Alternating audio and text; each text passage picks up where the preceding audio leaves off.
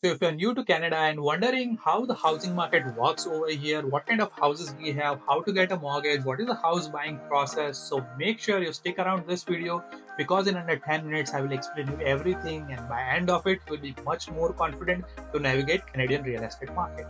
So let's break it down in under 10 minutes. The very first thing we have is the understanding the Canadian real estate market.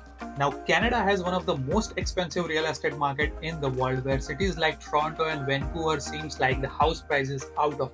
But there are also more affordable options available in provinces like Alberta, Saskatchewan, Maritime provinces, and also in Ontario as well. But let's check how does the system works.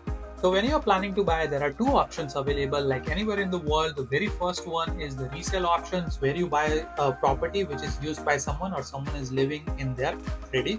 And the other option you have is a pre-construction project or a new homes where you buy from the builder. So Canadian real estate market is governed by a government authority, government body, so they take care of it. Now let's talk about how do prices change or how do prices occur over here. The very first thing is the supply and demand, and there are other factors as well which is decided by the government, like the interest rate, what is the taxation on it, and the mortgage rules as well.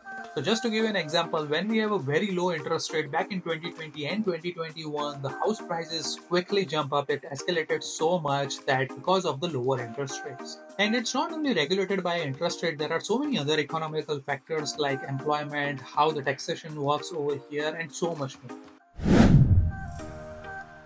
Now let's talk about what are the types of homes you can get into Canada. Now before buying a home, you need to know what kind of home suits your lifestyle and also what fits your budget. So the very first one we have over here are the detached homes. It's a very typical, it's a fully independent house. No other side of the wall is connected to any other property. And most often this is the most expensive category that you can get into. The second category we have over here is a semi-detached house, where you share one wall with your another neighbor, but it is the second most desirable category after detached. Now this makes house more affordable as you are sharing a wall, and the land space most of the time is not that much big as compared to a detached house. The third option which many first-time home buyers want to opt for is the town. Now it's a multiple unit attached in a row, and it provides a good mixture of a proper space and affordability as well.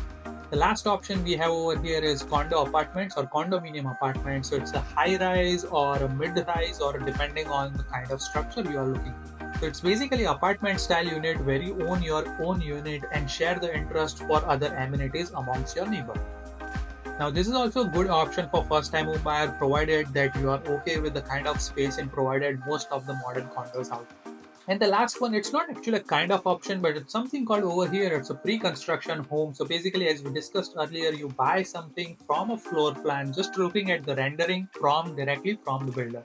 And depending on the kind of projects and type of house you want to go for, it could take anywhere between 6 months to 4 or 5 years to get into your house. So to give an example, detached usually takes roughly about 1 to 1.5 years. Same goes with the semi-detached and townhouses. But if you're looking for a condo style apartment, it could be anywhere between 3 to 6 years, depending how high the condo is.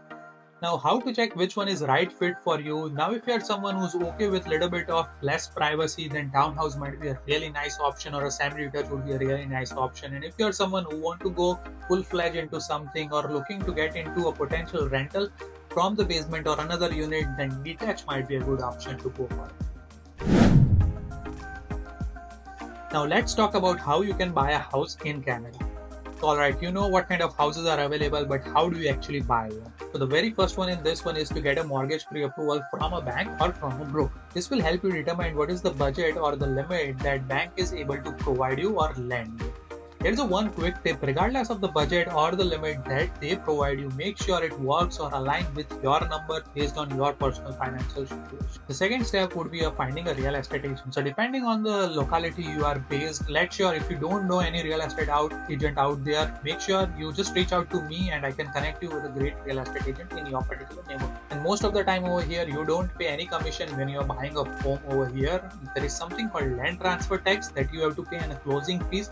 So check out a video over here which will explain you what does that means, what are the closing costs, and also all the benefits that is available to you as a first time home buyer. I will link it over. Now, once you do the first and second step, the next step is to look for the housing and put an offer on it. Now, once that is done, once you like a house, you put an offer on that. When you get the house, then you have to wait for a closing after. And closing over here means your possession date. Now, this could take anywhere between 1 to 4 months, depending on the kind of team you are working with, the kind of property that you're looking with, and how flexible.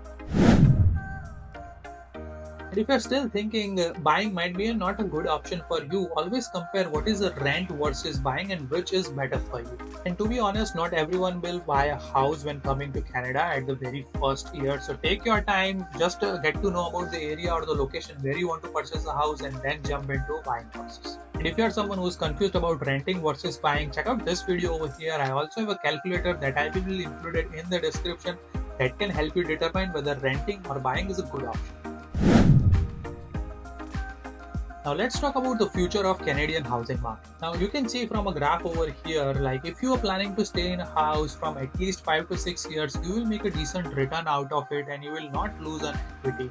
But this is something that happened in past couple of years where the prices went up really high in 2021 and 2022 and it came down as the interest rate jumped up. Now, as I discussed earlier, interest rate is not the only thing that will affect the housing market. There are so many other factors as well. Like right now, the immigration policies, the government is limiting amount of people that are coming to Canada. And there are something that is called a leading and lagging indicators. So sometimes we don't see if this kind of affects the very immediate basis.